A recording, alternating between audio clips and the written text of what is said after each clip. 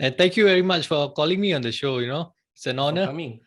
and it's a privilege as well. So I'm Russ, and I've been a Manchester United fan since 1991.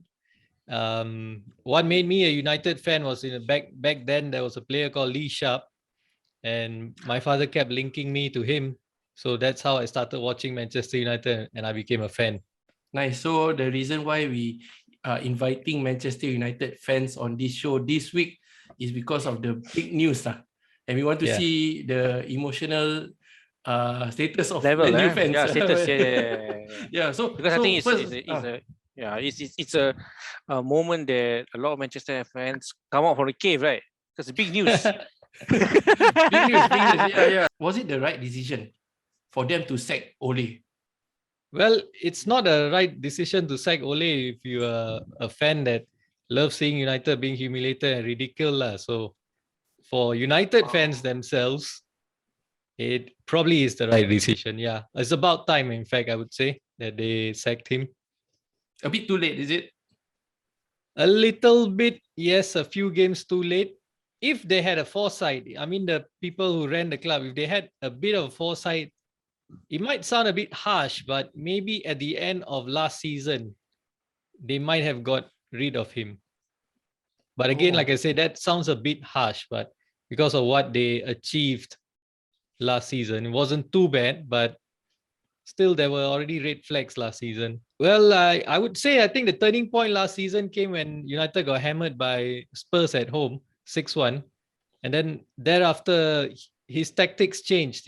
It became very conservative, very defensive first, keeping it tight at the back, don't want to concede, not really, fluid going forward as well.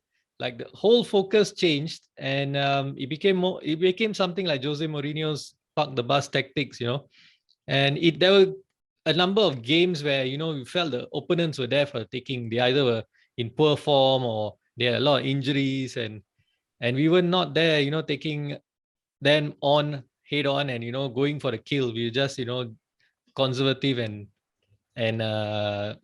we were set back in defensively.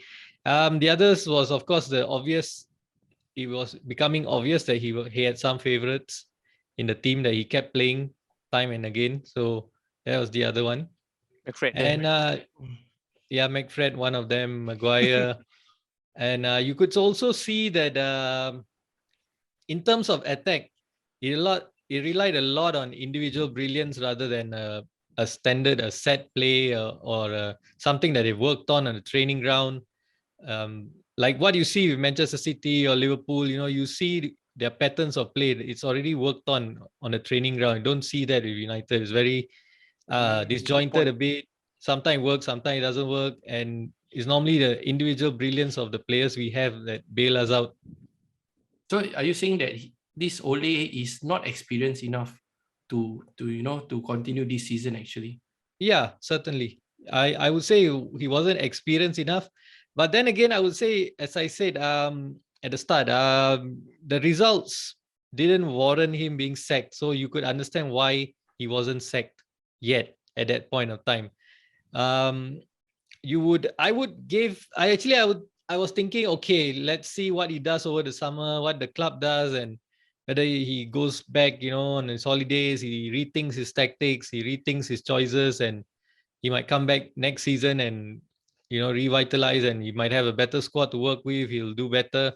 I thought, I gave him a benefit of the doubt, of course, being a former player as well. And to be frank as well, when right at the start of his tenure at Manchester United, I was supporting the appointment of a manager that was a former player as well. So I backed him. So yeah, I gave him a benefit of the doubt in that instance. But he went all pear-shaped. You were talking about players, about favorites, right? Why? What is this about Van der Beek? Why doesn't he like Van der Beek? Do you have any idea? Yes. Why is he not playing Van der Beek? When he came in, the last game, right? When he came in, right? He scored and he showed a lot of enthusiasm. He totally changed the attacking spirit of Man U, right? Man. So why is last goal for Ole? Why do you think? Last goal. Last goal for Ole. Last goal. Ironic as well. He scored the last goal for Ole. Why he doesn't select him, I think there's one of the greatest mysteries of all time. The greatest footballing mysteries of all time on why he doesn't select him. I'm very sure if Van der Beek played for Chelsea or City or any other club, in fact, for that matter, any top club, Liverpool included, he will be playing first team. Yeah. He'll be playing first team, no doubt. But not at United. Why? Because you could also sense why from his pre-match, post-match conferences. He's always talking about players with hearts and legs in the center midfield and all that, which is all good. But it sounds more like something suited to a team that is fighting to stay up in the division. Fighting against relegation. For a top team, you'd require players that already have heads and hearts. Everyone's hearts and head is in that one place at Manchester United for the good of Manchester United. And they have the legs, of course, physically, they are strong enough to last the games, to go up and down the pitch. So you would expect that that's already a prerequisite for a top club. What makes the difference between a top club and a relegation-based club is quality. And unfortunately, the players that we had, that he chose, his favorites, don't have that quality. And in your opinion, right, in your ratings, right, name United's worst 3 players at the moment. What do you think? Yeah, okay. This is another point now, because it's easy to name Maguire, Fred, probably Martial. But then again, I also bring this point up. Before Maguire and Fred were signed, they were also coveted by Manchester City. If they had gone to Manchester City, I think today we'll be talking about players that are really very good. Manchester United fans will also be talking about these players and saying, wow, we should have signed this guy, he's brilliant. But because he joined Manchester United, he's not turned out right. And that has got to go down to the coaching. I think it's got to go down to the coaching that the players have received. I think it's not been good enough to be able to, for these players to bring their game up to the next level, to improve, and probably got to do with tactics as well. Something's just not right on the training ground. That's why you get this kind of performances. When these players go play for their countries, they're a different player altogether. I was just telling Sofyan, Maguire is not really a very bad player. He was quite a good player in Leicester City. Yes, that's why he became the most expensive English defender. And it just, you don't turn into a bust within a few seasons, right? It most likely translate from your training and your coaching and all that. So this actually reiterates my point. It makes sense. I mean, Ole is out, but his coaching stuff is still there. Carrick is still there. So the problem is still there, right? Yes, the problem is still there. That's perplexing. And that is also another can of worms, because that's another big problem, which is the board members, the owners, the decision makers in the club. And going back to that point again on the players, Maguire, I wouldn't say is fit to be the most expensive defender in the world. I've watched football for a very long time. I've seen some way better defenders than him, of course. But I mean, that was then and this is now. We can't compare with the Maldinis and the Baresi's of the world. But he's not worth that money. But then again, when United sign him, it's a chicken and egg problem. You sign him, also wrong. You don't sign him, also wrong. The fans will be angry, because as I said, if now United have signed him at this figure, people are criticizing him, or you pay so much of money and your defender performs like that, horrible defending. But if he had not signed, he had gone to City for that amount of money, he would have been a world-class defender, and everybody were criticizing United's board and saying, why didn't you just fork out the money? He would have been the answer to our centre-back woes. Maybe even like Virgil van Dijk, fantastic player, isn't he? If he had gone to Manchester United instead of Liverpool, we'll be here probably criticizing Van Dijk and saying, oh, it's a horrible defender. So this is the reality of Manchester United today. If let's say there is a new manager coming in, it makes sense that he brings in the coaches and the staff that he wants, right? Rather than keeping them. Certainly. So it's a temporary, at the moment, it's just a temporary blip lah. A good run in the UCL save Ole actually. In a way, but that was more down to Ronaldo. Yeah. Talking about Ronaldo, CR7 arrival, better or worse for the club? No, he's always a good player to have. He's a good player to have. You just need to be intelligent enough to be playing to his strengths. I think any team he goes to, he's still able to produce the goods. He's not the player that he was when he joined United in his first spell. That's clear. You cannot expect the same things from that Ronaldo that we had, when he joined the club. And also for him, the players that he had around him when he first joined the club and he had all those success at the club, all those players have gone. Now you got a new breed of players. Now he is the leader. But he is a leader. He can lead the team. We've seen it with Portugal and all the other teams that he's played for. He's got very high standards. And for a player like that in the background, it's immense because the young players can learn from him. And all the players that we have at United, automatically their standards will go up higher because of him, because of the standards he sets. So it's never a bad signing. It's a good signing. It's just that you just need to be intelligent enough to know how to use it. So it's not a coincidence that when he came in, starting Newcastle game, he went downhill for Manchester United. No. I thought the Newcastle game was quite good. We played well. We won. We won quite well as well. And once that one was fine. After that, in fact, I think after the first game against Leeds, we already were starting to struggle. And that was just normal. That's how United have been last season as well. We were struggling, not playing too well, winning ugly, grinding out results. Yeah. Do you think the players are sabotaging Ole? Like Maguire, losing and still get the red card. Well, he's an international player, right? Yeah, I don't think it's on purpose. I think that just boils down again to tactics. The players have come out themselves to speak about things like they do not know what to do with the ball or what's going to happen. Oh my gosh, really? Yeah. Wow, that's bad. That really, just shows you. Cristiano Ronaldo will be like, I've been to bigger clubs, not bigger clubs, like with managers who know what they're doing.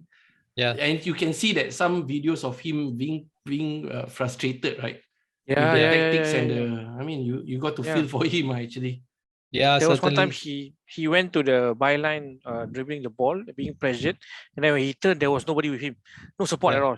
Then he just kicked the ball back to his half. It's like his face was so full of frustration that it's as if he's expecting more from these guys. But they didn't do, like, it's like a basic thing, like it's like even we play games and we play our own football, we know that when our teammate goes forward, there will be people who back him up, right? But it's like when you turn to Manchester United, it just parked that's against City, I think, just parked in their whole half, just protecting the goalpost.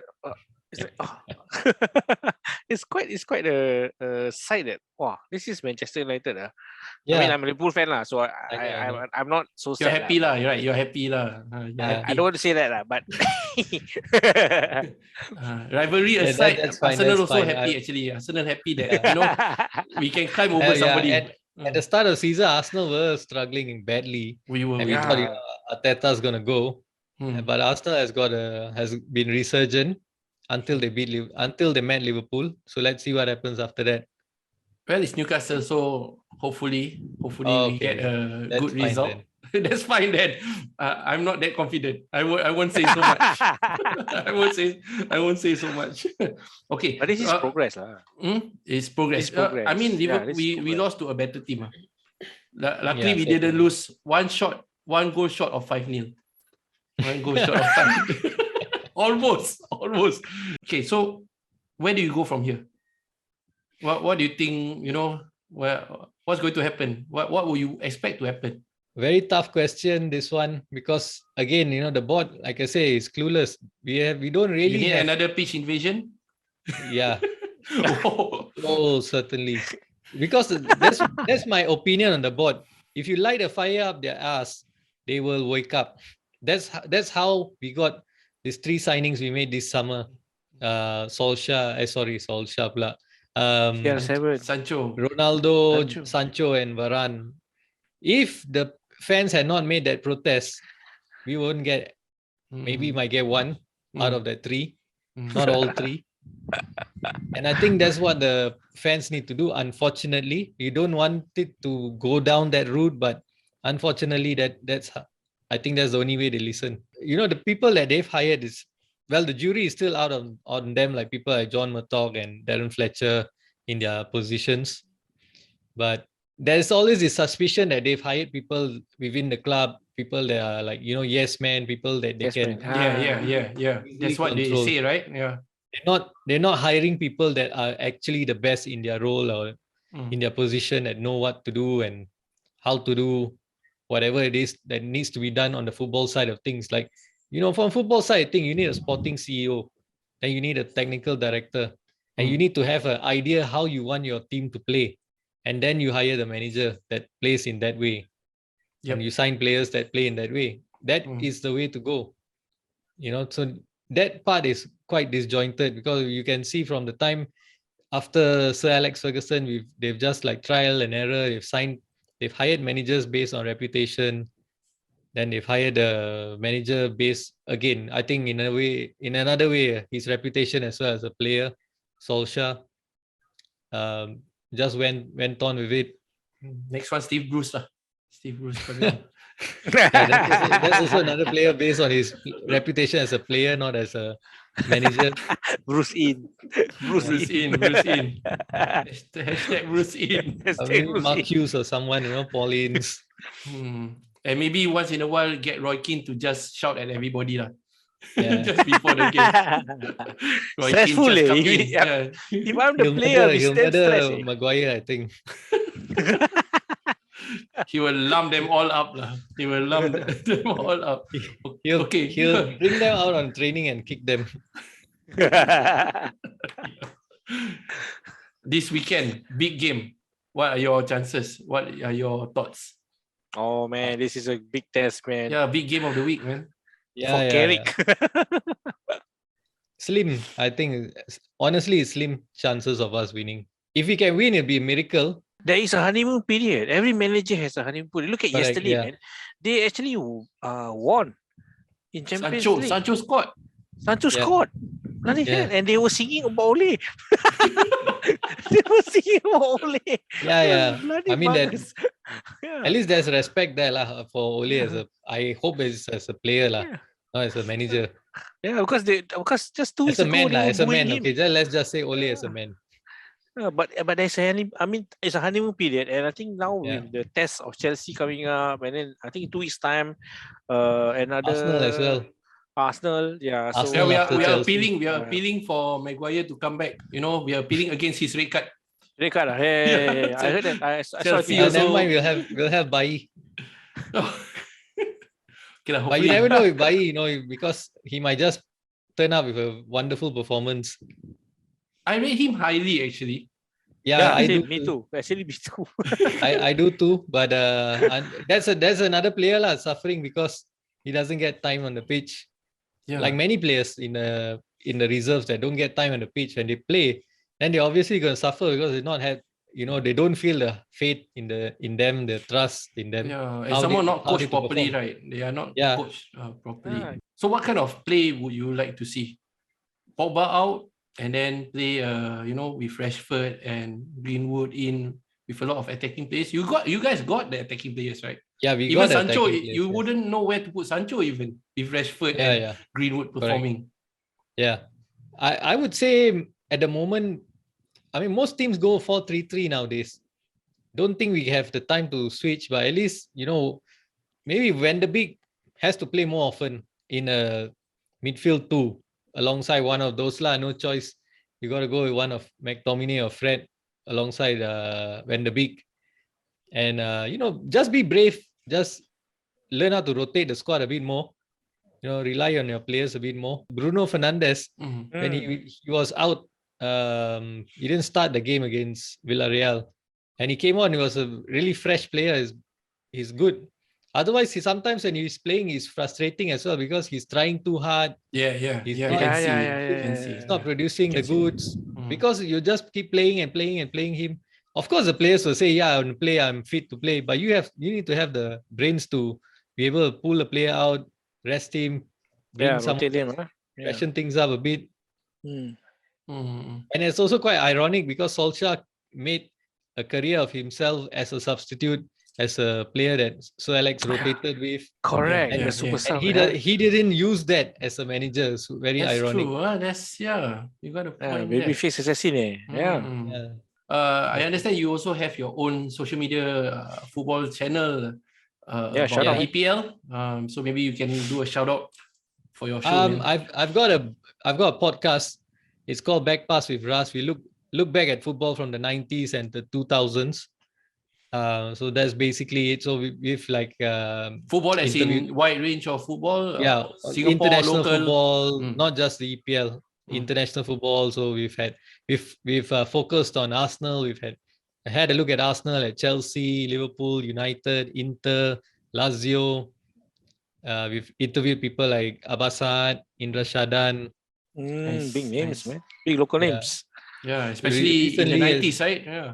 Yeah, recently as well, we had our last interview was with we also had an episode on Liverpool, second last episode on Gerard Houlier's era at the club. And why? They will ask why. Why Gerard Houllier era? Because in that time, I think that was the most successful time for Liverpool. Most successful. Most successful. Yeah, you won 5 trophies in a year. Yeah. Remember that? That's you true. That's true. Yeah. So that was the most successful period for Liverpool. I had to feature Liverpool. So in that era, that was that. The last episode, we had a deputy vice chairman of Ballistic Khalsa as well. We've had Lion City Sailors general manager on our show, Badri. So yeah, that's just the gist of it. That's the show that we have. We also have content on that show, not just our podcast. We regularly share, all these images, quiz, not contests, but just fun quizzes that we have on that show on our social media platforms. What are your social media? Yeah, football in the 90s. You just search for @backpassras on Facebook, on Twitter, and IG is just backpass @backpass. So pass is PASST, not PAST. So PASST. Okay, so we will put the links down. When we post up your episode, you share with me, and then don't forget, guys, to support Ras podcast and all the content about football in the 80s, 90s, and of course all the other clubs that he has featured. Okay, thank you very much. Thank you very much, Ras. Thank you very much. Thanks for joining. Thank you for sharing your opinion about Manchester United. Hopefully, they will get better lah. Even this is honestly. Teeth. Take it as a session as a psychiatric session for Manchester United fans. In Malay, call it lepaskan geram, right? Lepaskan geram, correct.